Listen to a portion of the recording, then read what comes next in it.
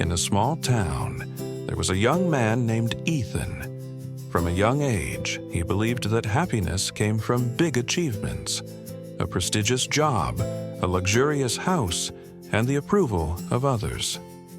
He thought that only when he had all these things would he truly be happy. Ethan was an outstanding student. He graduated from a top university and landed a high-paying job at a well-known company.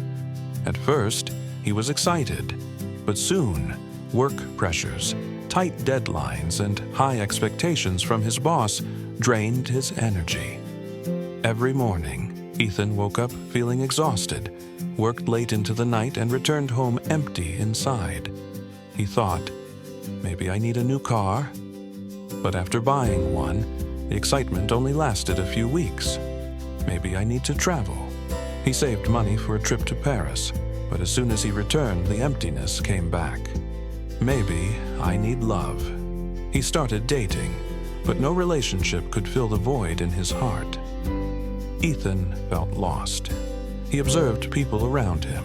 Some were happy with simple jobs. Some lived modestly, yet radiated joy every day.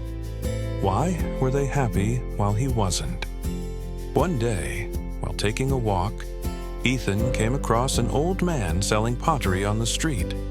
The old man was holding a cracked cup, but was smiling happily. Curious, Ethan asked, "Sir, this cup is broken. Why do you still keep it?" The old man smiled and replied, "Young man, do you see the water inside the cup?" Ethan looked inside and nodded. "Even though the cup is cracked, it can still hold water. I can still drink from it, and it still serves its purpose. What matters is not the cup, but the water inside." Ethan remained silent. The old man continued, "You are like this cup. If you keep searching for happiness in external things, you will always feel incomplete. But if you learn to fill yourself with happiness from within, no matter what happens around you, you will always be whole." Ethan went home and deeply reflected on the old man's words.